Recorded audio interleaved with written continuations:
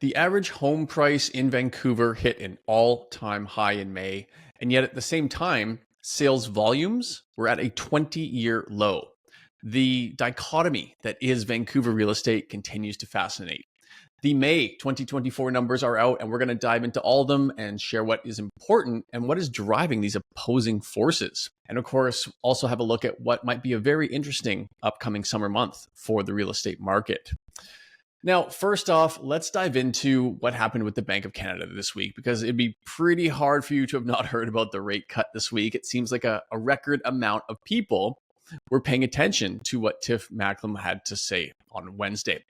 And rightfully so. I mean, you look at the landscape right now. We've got so many businesses that are having almost record high levels of insolvencies and are, in a desperate need of lower interest rates. And mortgage holders and potential home buyers, of course, are focused on their payments and potential upcoming renewals. Many of those people in those positions were absolutely hoping for a cut. But let's also keep in mind that the Bank of Canada, it typically only cuts rates when the economy is weak.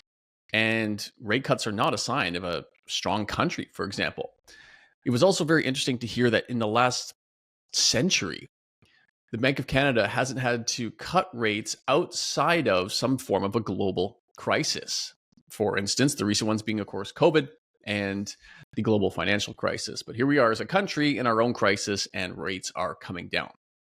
Ultimately, a less restrictive monetary policy is required to keep a lot of these businesses and individuals, i.e. homeowners, afloat, and anyone with big credit to their name. I did watch the presser that followed the announcement, and overall, I felt like Tiff's announcement and comments and answers to the questions was quite dovish.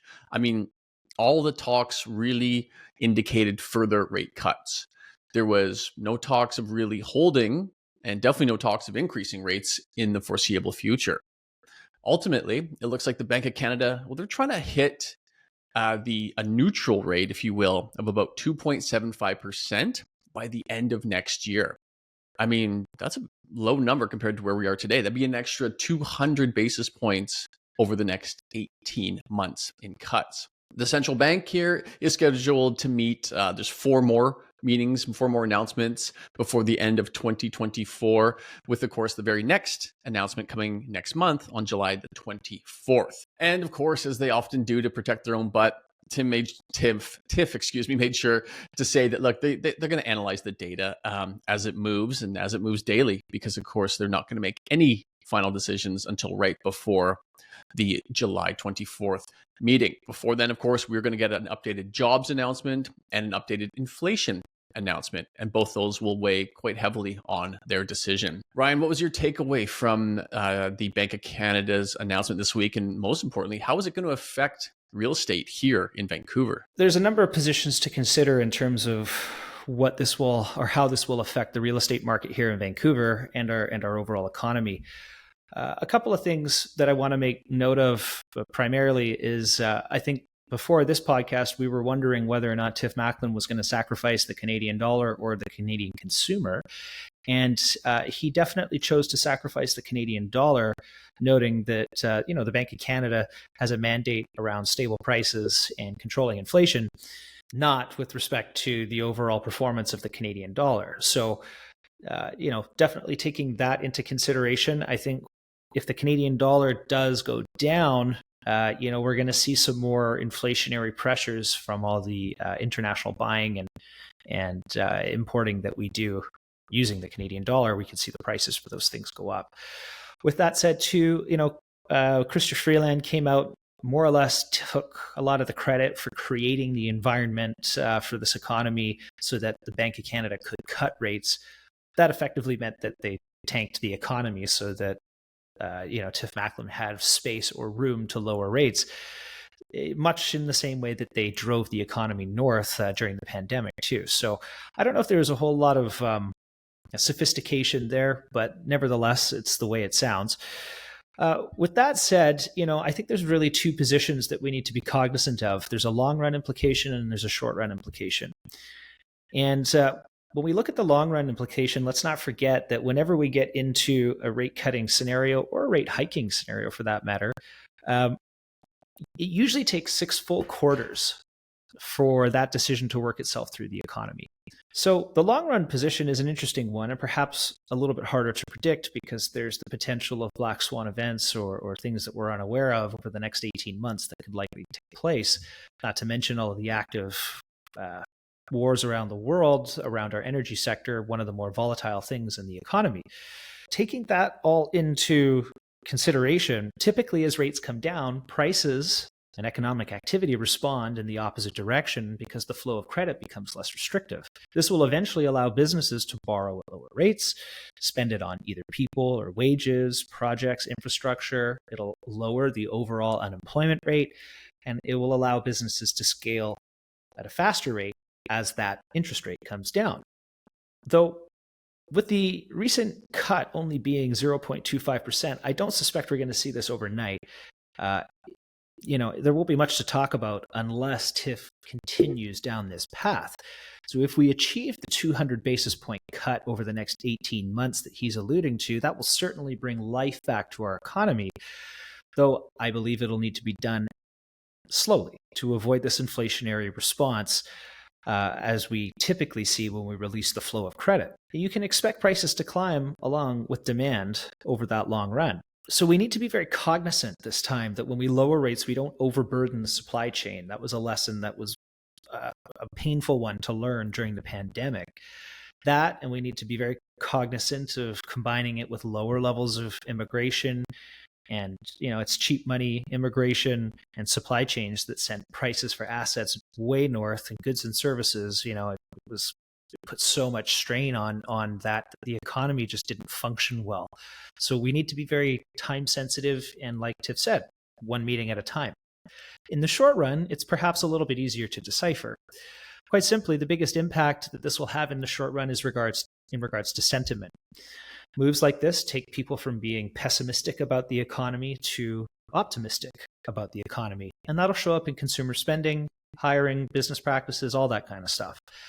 So we know also from having Mikhail on our podcast, he's one of the biggest mortgage specialists in the country. 70% of pre-approved mortgage buyers were waiting on the sidelines for the first rate cut to take place before they got into the marketplace. So will this be enough to get some of them off? I think it will get the conversation going. And yes, I do believe we'll start to see a trickle of buyers start to come in.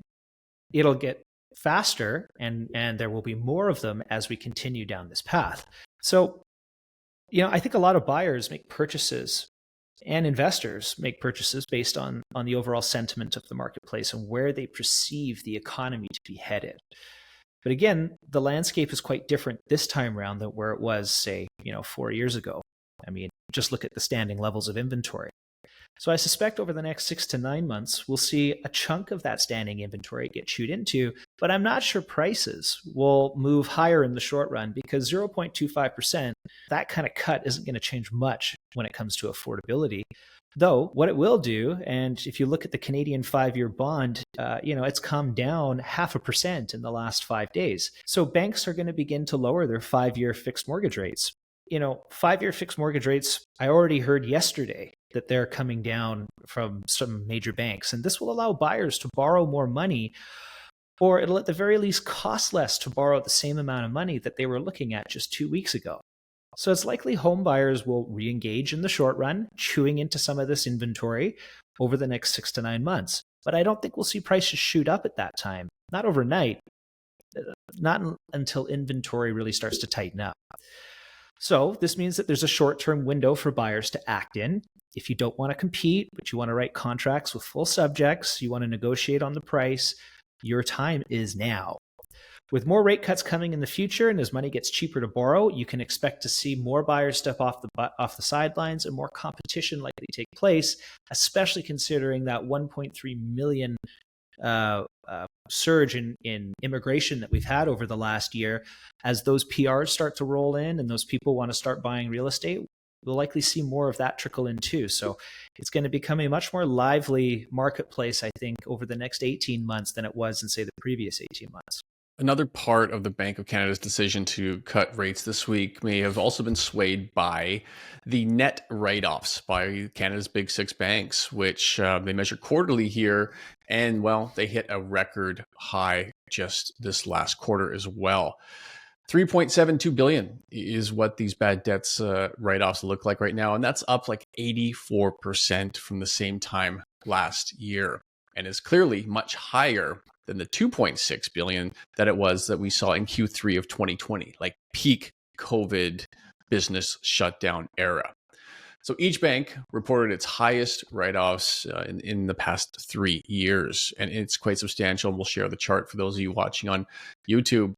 But let's break it down further, because what does that mean? What is actually being written off here? Which debts are the ones that are causing the issues? Well, the biggest one right now is credit cards. And that's no surprise, as we've been reporting on this for some time here, that credit card debt is sitting all-time high nationally, and people are leaning heavily into their credit cards and lines of credit just to maintain their livelihood. Behind that was the commercial lending space.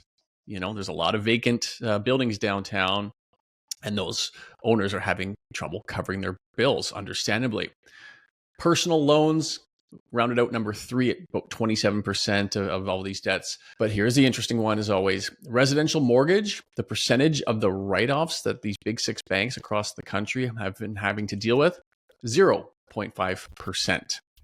This is, again, another perfect example of how people will pay their mortgages first, of how the housing industry in Canada, the housing sector, is not as stressed nearly as much as just personal debts, credit card, and commercial debts. Yeah, I mean, it's a great example that people will protect their mortgage and their home before sacrificing. They won't sacrifice that. They'll sacrifice everything else around them prior to that, including, whatever personal loans that they're taking or whatever businesses they're running too, right? So with that said, this is an interesting story that we wanted to talk about, because I think it alludes to how the government would likely manage taking on building an additional 2 million homes like they promised to do so.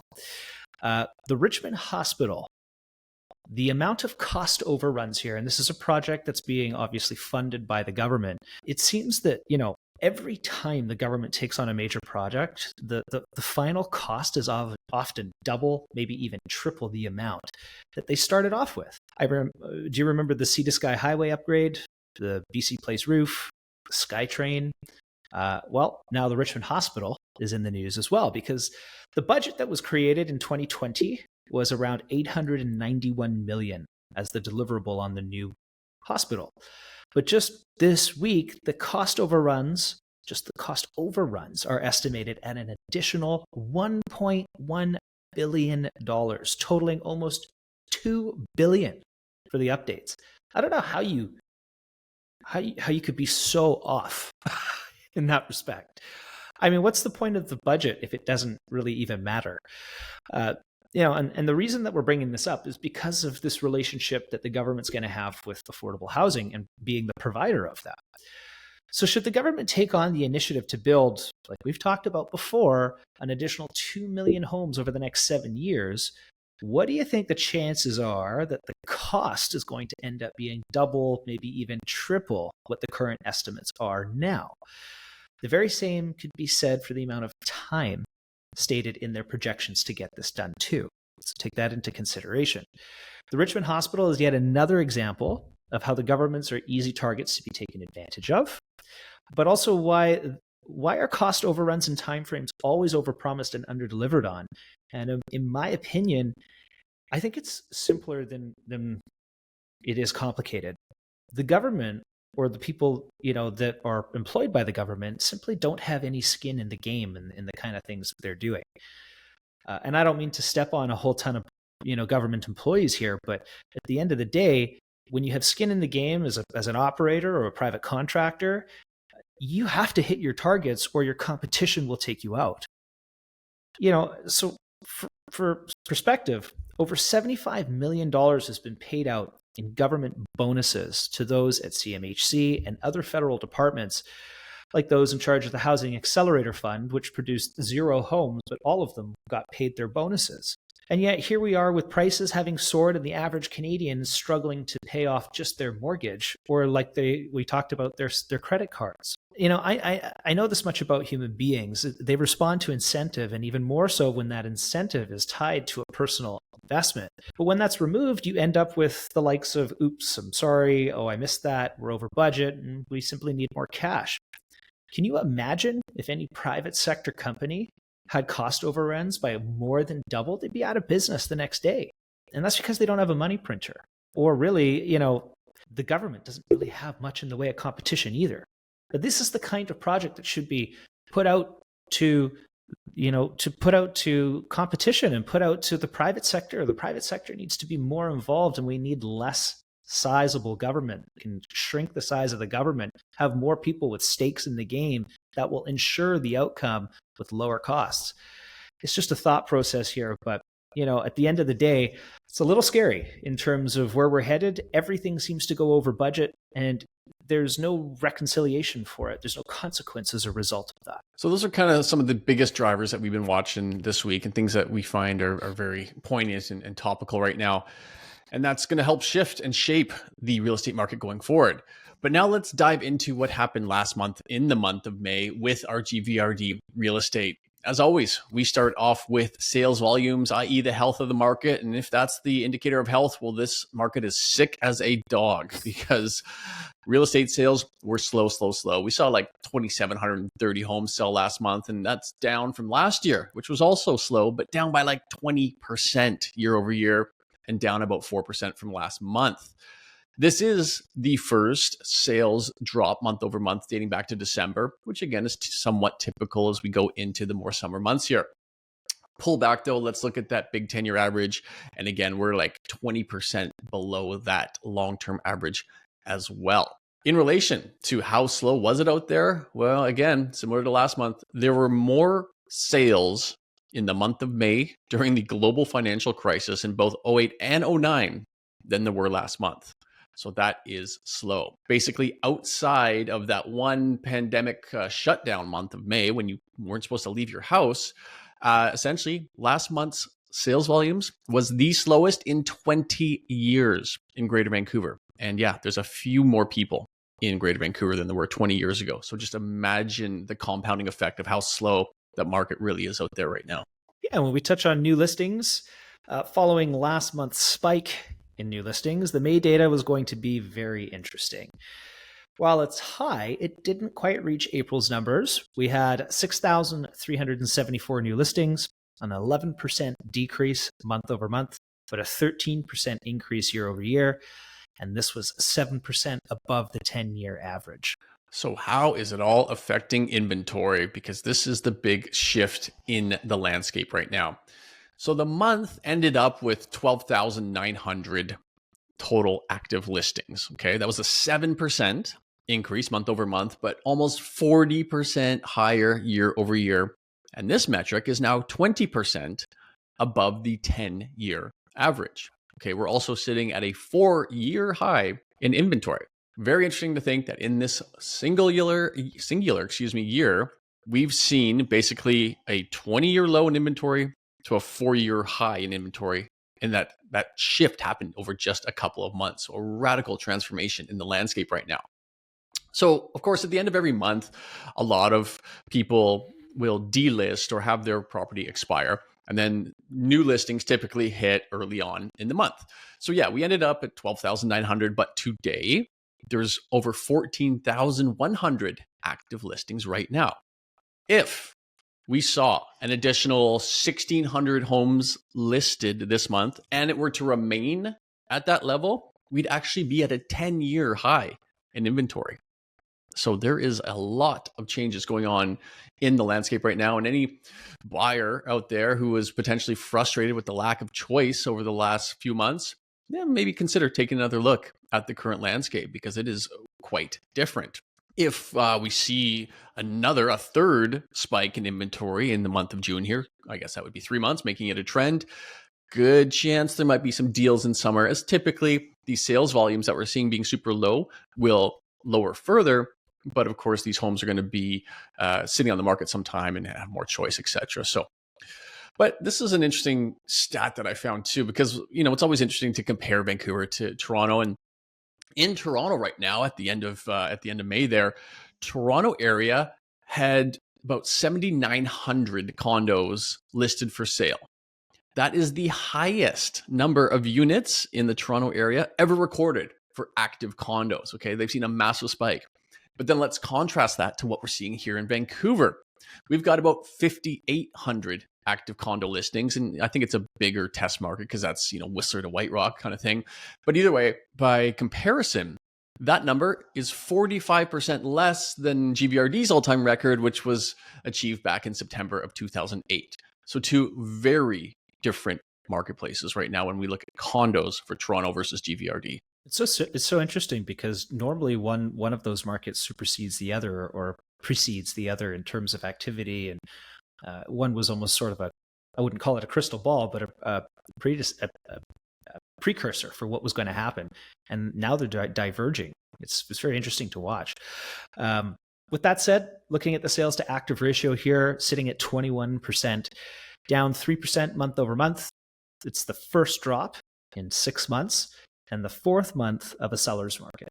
We're sitting at 17% for detached homes. That's down 1%. We're at 29% for townhomes. That's down 4%. And we're down 3% to 23% overall for apartments. So we're still sitting in what would comfortably feel like a seller's market, though with some of these changes we've seen in the month-over-month trends, I suspect that will drop considerably into a balanced marketplace in the months to come.